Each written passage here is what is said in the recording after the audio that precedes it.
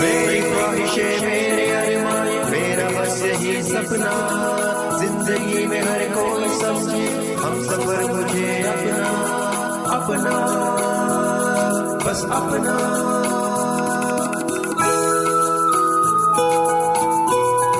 अपना radio 96.9 FM। अपना, बस अपना।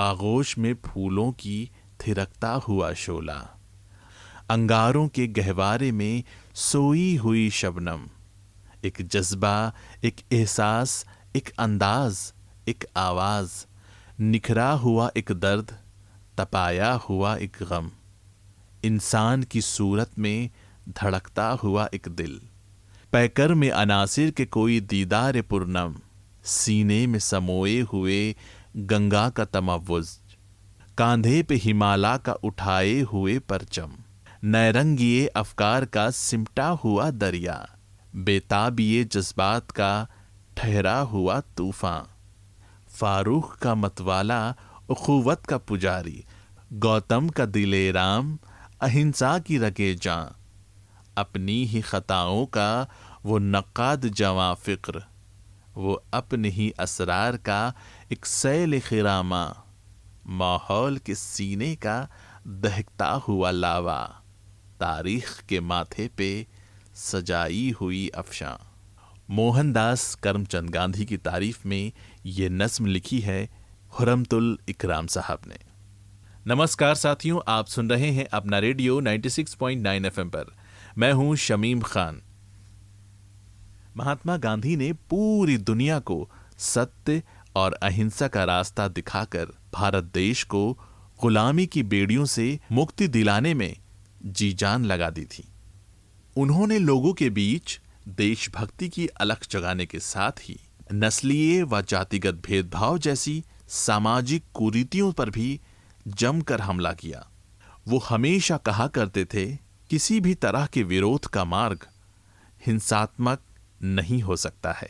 अहिंसा में जो शक्ति है उसकी जगह हिंसा कभी नहीं ले सकती। अपने इन्हीं विचारों की वजह से उन्हें पूरी दुनिया में ख्याति मिली। भारत के लोग ही नहीं बल्कि दुनिया भर के तमाम लोग गांधी जी के व्यक्तित्व से प्रभावित थे। महात्मा गांधी का हमारी जिंदगी में क्या महत्व है, वो हमारी जिंदगी में क्या मायने रखते हैं। दयाशंकर मिश्र, इन्होंने महात्मा गांधी के विचारों को अपनी जिंदगी में पूरी तरह से समा लिया है। ये कहते हैं कि इनकी पूरी जिंदगी महात्मा गांधी के विचारों से प्रभावित है। इनकी किताब जीवन संवाद जिंदगी से जुड़े तमाम पहलुओं पर बात करती है। Dayashankar Mishra G network 18 media में हिंदी डिजिटल विभाग में संपादक के पद पर कार्यरत हैं। दयाशंकर मिश्र जी, आपका खैर मकदम है अपना रेडियो 96.9 FM पर। नमस्कार समीम साहब जी, बहुत बहुत शुक्रिया मुझे इस मंच पर बुलाने के लिए और अपनी बात कहने का मौका देने के लिए। मैं अपनी बात कहना चाहूँगा गांधी और मैं से। गांधी हम सब की जिंदगी पर बहुत असर रखते हैं। हमारे राष्ट्रपिता होने के नाते, एक दुनिया के एक ऐसे नायक होने के नाते जिसने अपने आप में अपने समय के लगभग दुनिया भर के सभी देशों पर, सभी मुल्कों पर असर डाला और सभी नागरिकों पर असर डाला, मुल्कों से अधिक नागरिकों पर असर डाला, उनके सोच विचार पर असर डाला। ऐसे ही मैं एक बच्चे के रूप में अपने बापू को याद करता हूँ और मेरा बचपन बीता मध्य प्रदेश में एक रीवा जिला है जो उत्तर प्रदेश से भी सटा हुआ है और विंध्य प्रदेश के तहत वो आता है ऐतिहासिक रूप से। तो मेरा जन्म रीवा में हुआ और उसके बाद मैं अपनी प्राथमिक शिक्षा कुछ हद तक मेरी रीवा में हुई, फिर मैं भोपाल चला गया जी। जब मैं भोपाल में अपनी पढ़ाई लिखाई शुरू कर रहा था, उसी बीच में हम जिस गांव से आते हैं वहां पर बाल विवाह बहुत सामान्य है अभी भी अब तो उसकी कुछ दीवारें टूट रही हैं, कुछ लोगों के मन बदल रहे हैं, लेकिन ये कहानी मैं आपको सुनाने के लिए ले जा रहा हूँ 1980 के दशक में, 1990 के दशक में। और जब मैं मुश्किल से 5वीं कक्षा में था, तब हमारे यहाँ शादियों की बातचीत शुरू हो जाती थी। और केवल मेरे लिए नहीं था, उस पूरे तहसील में, उस पूरे जिले में और आसपास के जिलों में ये एक रिवाज थे, एक परंपरा थी, एक व्यवस्था थी, सामाजिक व्यवस्था जिसको आप कहें। तो उसी तरह मुझे भी बताया गया, मेरे पिता ने मुझे बताया कि दादाजी ने सब कुछ तय कर दिया है और हमें चलना है और शादी होगी जैसे सारे बच्चों की होती है। संयोग से तब तक हमारे पाठ्यक्रम में मध्य प्रदेश में सहायक पाचन नाम की किताब थी जी।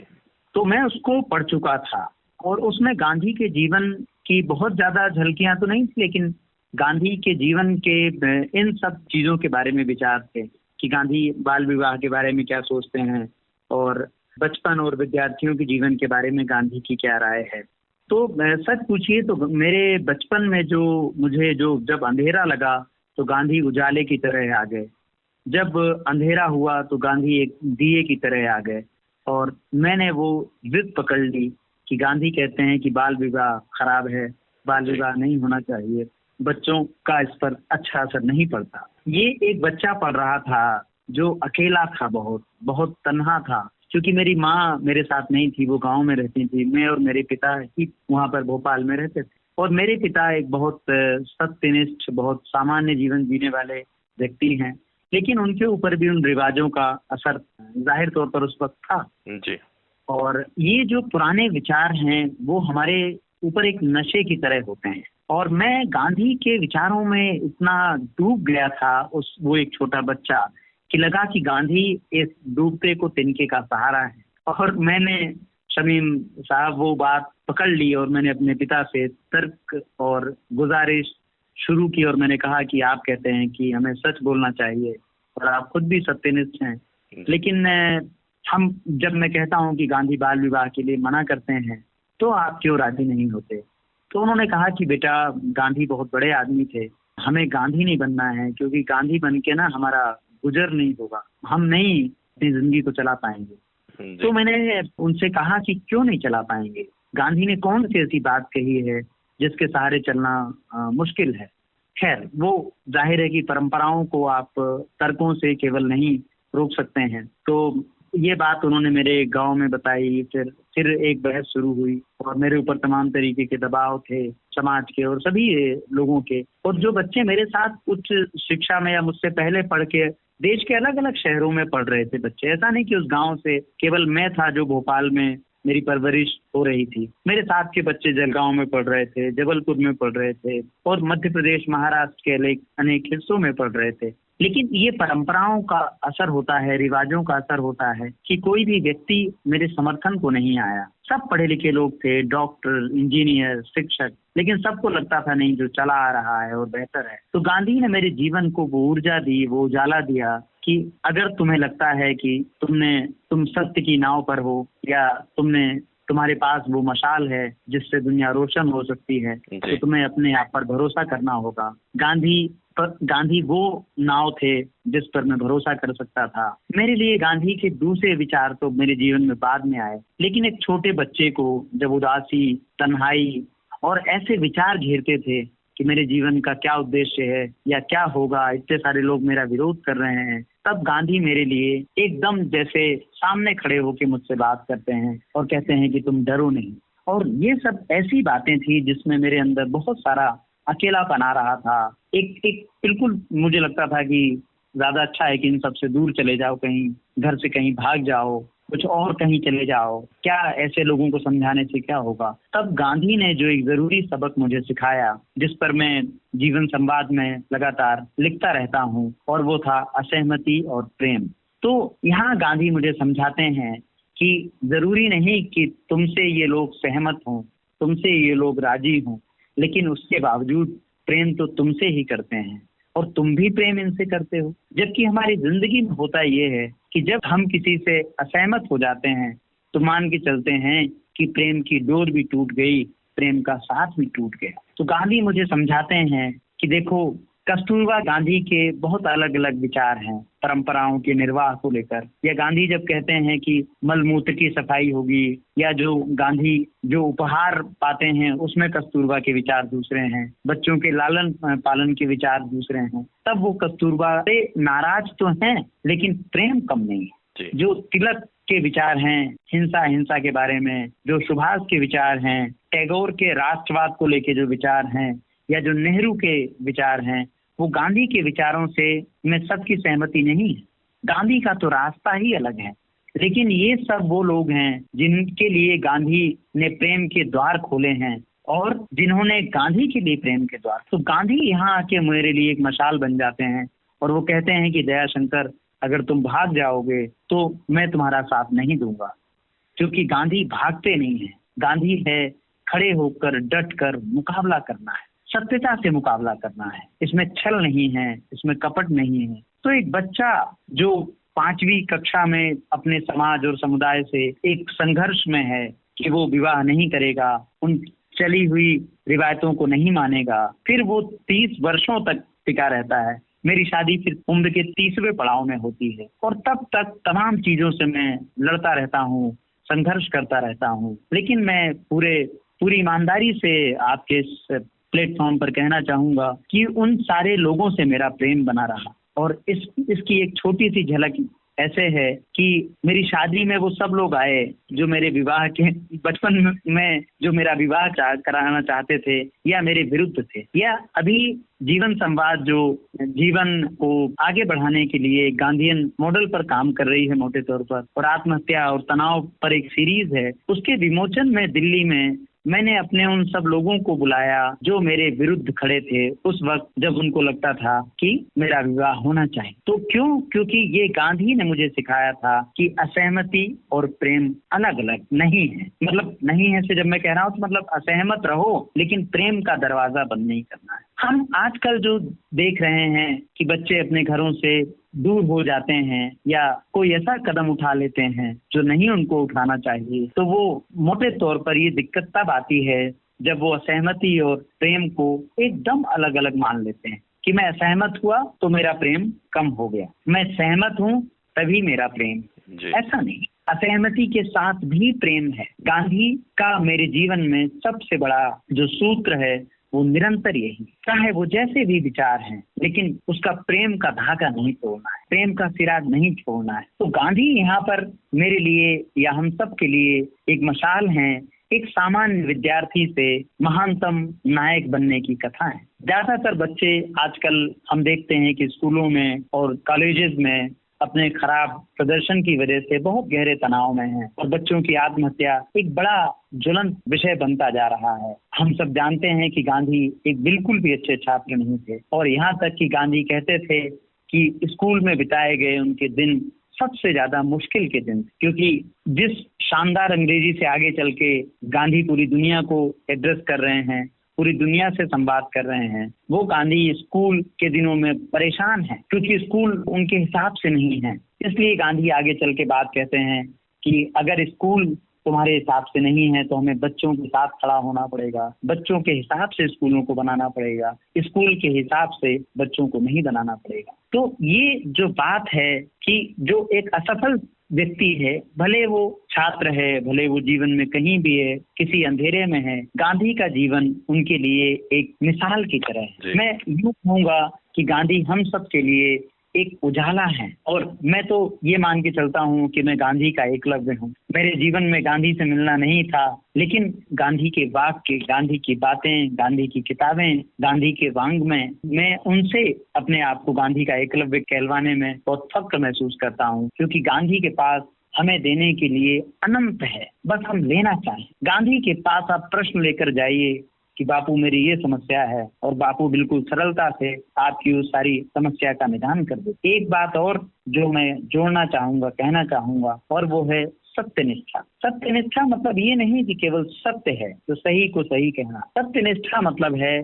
सत्य के पक्ष में खड़े होना। गांधी बहुत साफ साफ युवाओं से, बच्चों से कहते हैं कि भले तुम्हें लगे कि माता पिता तुम्हारे विरुद्ध हैं, लेकिन अगर तुम सत्य के साथ हो, अगर नैतिक बल के साथ हो, तो उनको भी अगर छोड़ना पड़े तो छोड़ देना। यही बात थी कि जब मैं उस बाल विवाह और उन सब लोगों के विचारों से लड़ रहा था तो मुझे ये बार बार याद आता था कि बापू ये समझाते हैं कि अगर तुम सही हो, अगर तुम्हारी नैतिकता में बल है, तुम्हारे अपने ही क्यों ना विरुद्ध हो जाए।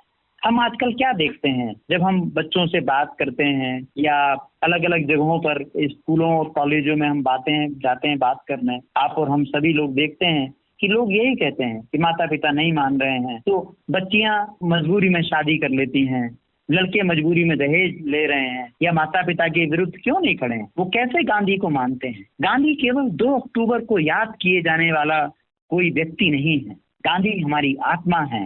गांधी इस देश के फूलों में बसे हुए हैं। गांधी इस देश के चंद्रमा हैं, इस देश के सूरज हैं। गांधी को केवल एक किताब मत मानिए, गांधी को केवल विचार मत मानिए जो दीवार पर लिखा गया है। इसीलिए गांधी कहते हैं कि मेरी मूर्तियां मत बनाओ, मेरे विचार दीवार में मत लिखो, क्योंकि वो जानते थे कि केवल दीवारों में लिख दोगे, केवल मूर्तियां बना दोगे तो मूर्तियां कभी बात नहीं करती। इसलिए गांधी कहते हैं सुनो और अपने जीवन में उसका उपयोग करो। अगर हमारे स्कूल कॉलेजेस के लड़के लड़कियां जब अपने जीवन के निर्णय करते हैं तब अगर वो गांधी को मशाल की तरह लें, तब वो गांधी को दिए की तरह लें, तो आप देखिए दुनिया क्या ना बदल जाए, दुनिया कितनी रोशन हो जाए। लेकिन आज भी हम लड़कियों को शिक्षा के मामले में अपने देश को बहुत अच्छा नहीं मान रहे हैं। दहेज के मामले में तो हमारी स्थिति लगातार खराब। अगर गांधी का एक वचन ही हम मान लें कि जो गलत होगा उसके खिलाफ हम खड़े होंगे तो दिशा ही बदल जाएगी, बात ही बदल जाएगी। लेकिन अपने माता पिता के विरुद्ध कौन खड़ा हो। हम तो दुनिया के खिलाफ खड़े हो जाएंगे, दुनिया के विरुद्ध नारे लगा लेंगे। मैं अपने संबंधियों के बार बार उनके विरुद्ध खड़ा होता हूँ। जब वो कोई ऐसा काम करते हैं तो मैं दुनिया से बाद में बात करता हूँ, पहले उनसे कहता हूँ कि आप अपनी बात करो, क्योंकि गांधी तो यही सिखाते हैं कि पहले अपनी ओर देखो, बाकी का बाद में देखिए। दूसरा, गांधी कहते हैं कि जो ये अहिंसा है ये हमारे भीतर एक सुप्त अवस्था है, एक सोई हुई स्थिति है। जागृत अवस्था प्रेम है। केवल हिंसा का ना होना ही अहिंसा नहीं है। अहिंसा कहीं गहरा भाव है। असल में अहिंसा प्रेम की नींव है। जब हमारे अंदर अहिंसा गहरी होगी, अहिंसा का भाव गहरा होगा तो हम कहीं अधिक प्रेम कर पाएंगे, हम जान पाएंगे एक दूसरे और एक दूसरे के लिए दिलों के दरवाजे ज्यादा अच्छे से खोल पाएंगे। और अहिंसा को दुर्भाग्य से एक शारीरिक अवस्था मान लिया गया है, जबकि गांधी बताते हैं कि एक सैनिक भी अहिंसक हो सकता है और एक महात्मा भी हिंसक हो सकता है। अहिंसा का शरीर से बहुत ज्यादा संबंध नहीं, प्रतीकात्मक संबंध है। कोई शरीर की गतिविधि नहीं हो रही है, केवल हम नहीं मान सकते कि हिंसा है। अहिंसा को समझने के लिए मेरे शब्द आपको समझने होंगे। मेरे शब्दों में अगर गुस्सा है, मेरे शब्दों में अगर उत्तेजना है, मेरे शब्दों में अगर हिकारत है, मेरे शब्दों में अगर नफरत है, मेरे विचार में अगर नफरत है, तो गांधी रोकते हैं, टोकते हैं और समझाते हैं कि अभी अहिंसा की ओर जाना मुश्किल है, अभी अहिंसा की ओर नहीं जा पाओगे। यही कारण है कि भारत एक देश के रूप में अभी अहिंसा की उसको लंबी यात्रा तय करनी है। गांधी असल में बुद्ध के सच्चे वारिस हैं। हम बुद्ध को महात्मा मान लेते हैं और गांधी को एक राजनेता मान लेते हैं तो संकट खड़ा हो जाता है। लेकिन बहुत गहराई से अगर हम देखेंगे गांधी के जीवन को और बुद्ध के जीवन को तो हम पाएंगे कि गांधी और बुद्ध एक दूसरे के बहुत नजदीक हैं और एक दूसरे के बहुत पास खड़े हुए हैं। बुद्ध में जो करुणा है, गांधी उसको जनमानस तक ले जाते हैं, मनुष्यों के समुद्र तक ले जाते हैं और लाखों लाखों की भीड़ में गांधी के विचारों में कहीं उत्तेजना नहीं आती है। हम जरा सी बात कहते हुए ही उत्तेजित हो जाते हैं क्योंकि हम अपने अहंकार से भरे हुए हैं। रविन्द्रनाथ टैगोर बताते हैं कि गांधी की सबसे जो दुर्लभ विशेषता है वो है अतुलनीय करुणा और प्रेम। रविन्द्रनाथ टैगोर कहते हैं कि दुनिया में इतने नायकों को देखा, इतने देशों की यात्राएं की, लेकिन कोई इतना प्रेम से भरा हुआ नहीं है, किसी में इतनी करुणा नहीं है। और ये सब बातें किसके लिए हैं? उसके लिए हैं जो पूरे देश की लड़ाई लड़ रहा है। आप और हम जीवन में छोटा सा काम करते हैं और अगर हमारी कोई बात ना माने तो उसके प्रति हम हिंसक हो उठते हैं, उसके प्रति हम गुस्से से भर उठते हैं, उसके प्रति हमारे मन में नफरत घर कर लेती है। इससे हमारा जीवन अव्यवस्थित हो जाएगा, इससे हमारे जीवन में हिंसा आ जाएगी। और गांधी बार बार समझाते हैं कि अगर जीवन में, अगर शब्दों में तुम्हारे हिंसा आ गई तो वो भावों से घुल के तुम्हारे मन के भीतर चली जाए। इसलिए गांधी जीवन के नायक हैं, गांधी करुणा के नायक हैं, गांधी पवित्रता के नायक हैं, निर्भीकता के नायक हैं। अब गांधी कहते हैं कि अगर करुणा है तुम्हारे अंदर तो तुम्हारे अंदर प्रेम आसानी से आ जाएगा, और अगर तुम्हारे विचार पवित्र हैं तो तुम डरोगे नहीं किसी। पूरा संकट ही यही है, हम अपने जीवन में फैसले नहीं कर पाते। क्यों? क्योंकि हम माँ बाप से ये कहने की ताकत नहीं रखते कि मैं यही करूँगा, लेकिन हम अपने जीवन को छोड़ देते हैं। बहुत बड़ी संख्या में जो लोग तनाव में हैं, जो आत्महत्या करने की कोशिशें कर रहे हैं, अपने जीवन को संकट में डाल रहे हैं, उन सभी से मैं निवेदन करूंगा कि दुनिया की सबसे सस्ती और सबसे अच्छी किताबों में से एक है सत्य के प्रयोग, जो हिंदी और अंग्रेजी दोनों में उपलब्ध है। माय एक्सपेरिमेंट विद ट्रुथ और सत्य के प्रयोग दुनिया की सबसे सुलभ और सस्ती किताब है, जो गांधी की आत्मकथा है। वो हम सब के लिए एक मशाल है कि कैसे हम अपनी कमजोरियों से पार पाकर जीवन को उपलब्ध हो पाए। गांधी केवल राजनेता नहीं है, गांधी केवल आजादी की बात नहीं कर रहे हैं, गांधी तो हमारे मोक्ष की बात करते हैं, गांधी हमारे जीवन को कहीं ले जाने की बात करते हैं। तो उस अर्थों में गांधी एक सच्चे गुरु हैं, एक सच्चा प्रकाश पुंज है। जब मैं यहाँ मोक्ष की बात कर रहा हूँ तो उसका किसी धर्म से लेना देना नहीं, वो वही मोक्ष है जो पैगंबर साहब का है, वही मोक्ष है जो ईसा मसीह का है। ईसा मसीह करुणा के जिस उच्चतम शिखर पर बैठे हैं, गांधी ऐसा लगता है कि उन्हीं के प्रवर्तक हैं। बुद्ध करुणा के जिस ऊंचाई पर हैं, गांधी ऐसा लगता है उन्हीं के शिष्य हैं और आगे जाके नेतृत्व कर रहे हैं। पैगंबर साहब जिस करुणा की बात करते हैं, जिस इंसानी उसूल की बात करते हैं, गांधी उन्हीं को तो आगे बढ़ा रहे हैं। तो गांधी धर्म को ही तो बता रहे हैं, वो धर्म नहीं है जिसके चक्कर में आज हम पड़ गए हैं। गांधी का धर्म हमारी चेतना का धर्म है, वो मनुष्य के एक दूसरे के साथ करुणा के से पेश आने का धर्म है। तो मुझे लगता है कि गांधी को हमें केवल राजनीतिक व्यक्ति के रूप में समझने से बचना चाहिए। जीवन का एक बड़ा हिस्सा गांधी का है जो हमारे जीवन को उजाले से भर सकता है। आज जो समाज में हम आर्थिक संकट देख रहे हैं वो क्या है? गांधी बार बार हमको बताते हैं कि पूरी जो दुनिया है, पूरी जो कायनात है, वो हम सबके आवश्यकताओं की तो पूर्ति कर सकती है, लेकिन वो किसी एक व्यक्ति के लालच की पूर्ति नहीं करती। ये गांधी का एक संदेश है पूरी इकोनॉमी के लिए। अगर हम गांधी के एक सामान्य आर्थिक मॉडल को मान लें कि मेरी जितनी जरूरत है मैं उतना खर्च करूंगा और मैं कर्ज में नहीं रहूंगा, तो हम देखें कि हमारे आसपास जो जितना भारी आर्थिक संकट आया है वो कैसे दूर हो जाएगा। मैंने गांधी का एक विचार लिया अपने जीवन में कि मैं कर्ज से न्यूनतम चीज लूंगा, अपरिहार्य चीज लूंगा। इस एक निर्णय ने मेरे जीवन को बहुत सारे कष्टों से बचा लिया। लेकिन आज हम सब लोग क्या देख रहे हैं, मैं दूसरों की बात नहीं करता, मैं तो अपने ही परिवार में अपने ही मित्रों को देखता हूँ कि वो गांधी की बात तो कर लेंगे, संभव है कि उनके घर में गांधी की प्रतिमा भी, लेकिन उनके जीवन में गांधी का उजाला नहीं। इसीलिए वो घड़ी भी ईएमआई पर खरीद लेंगे, इसीलिए वो मोजे भी ईएमआई पर खरीदेंगे, क्रेडिट कार्ड पर खरीदेंगे। और गांधी कह रहे हैं कि तुम अपने को देखो, अपने बजट को देखो। और हम गांधी की बातें कर लेंगे 2 अक्टूबर पर, सुन लेंगे, लेकिन गांधी के विचार को अपने जीवन से दूर रखेंगे। तो अपने जीवन से गांधी की दूरी का ही परिणाम है। हम समझे ही नहीं कि गांधी कहना क्या चाह रहे हैं। हमने गांधी को प्रतीकों में बना लिया कि 2 अक्टूबर को हम एक चरखा चला लेंगे, 2 अक्टूबर को गांधी के विचारों का हम पाठ कर लेंगे।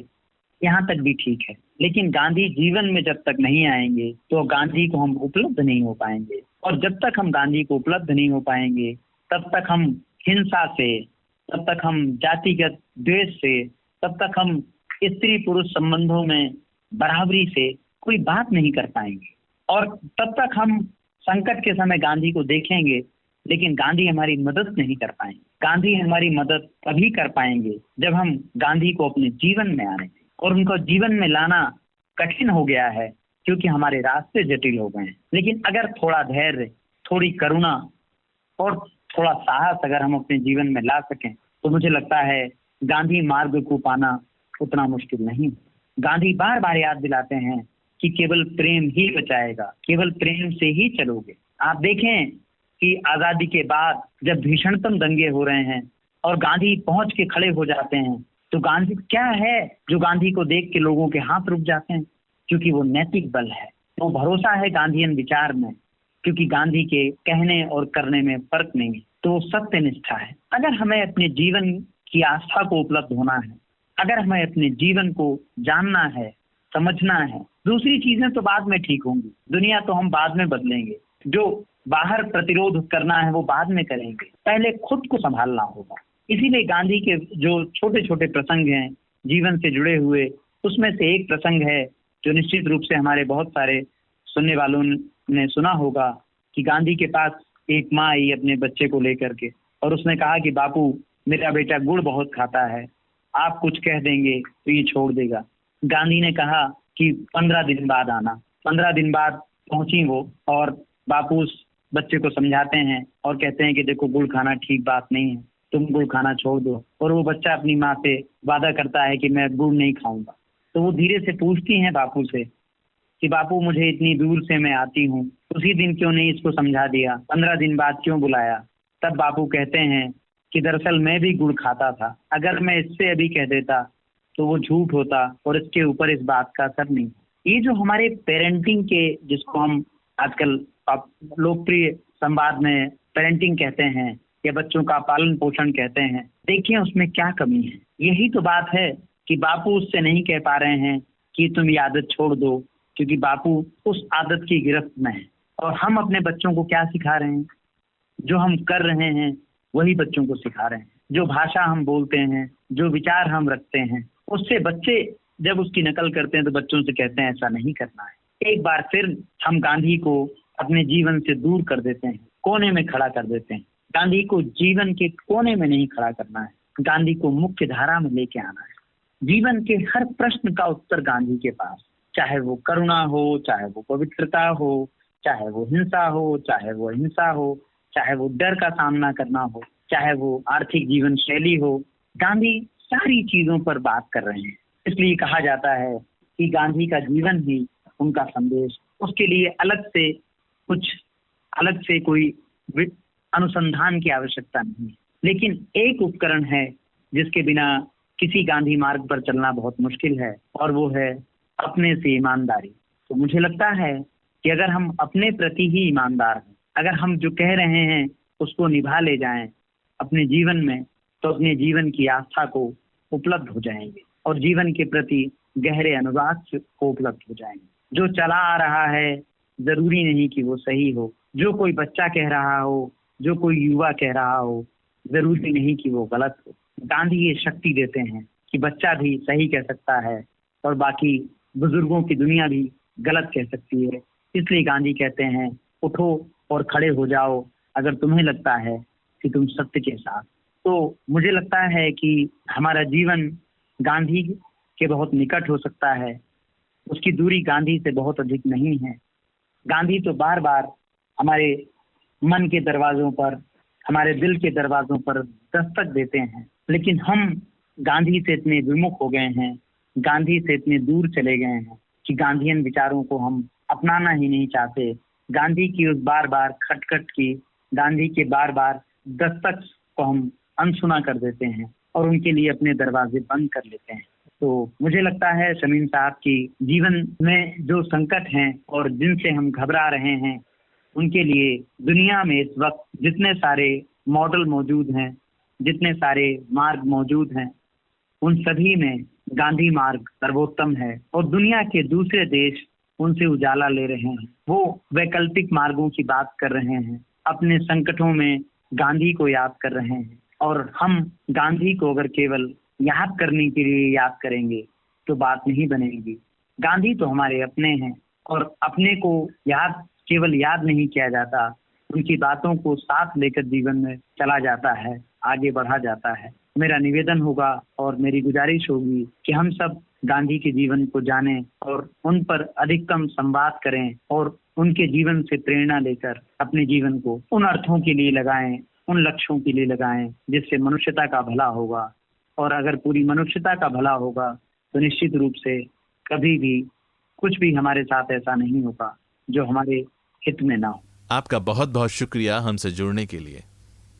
शुक्रिया समीम साहब, मुझे आमंत्रित करने के लिए और गांधी जी पर बात करने के लिए और अपने श्रोताओं से जोड़ने के लिए मैं आपका शुक्रगुजार हूँ। बहुत बहुत धन्यवाद। राहबर देश भक्ति का वो शाह था एक लंगोटी का वो, प्यार के वो लुटाता था फूल, था अहिंसा उसी का उसूल। नरमी से जिंदगी तंग की, उसने अंग्रेजों से जंग की। हौसले हो गए उनके पस्त, आन पहुंची जो 15 अगस्त। दिल हर एक शाद हो ही गया, देश आजाद हो ही गया। दोस्ती का सबक दे गया, मर के जावेद वो हो गया। फिर करें याद उसके उसूल और चढ़ाएं अकीदत के फूल। गांधी जी पर ये नज्म लिखी है अबरार किरतपुरी ने। सुनते रहिए अपना रेडियो 96.9 FM पर।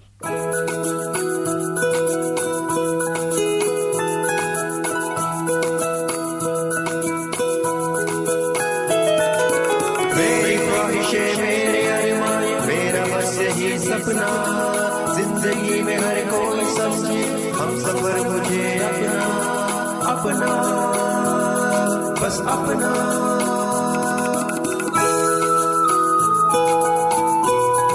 अपना रेडियो 96.9 FM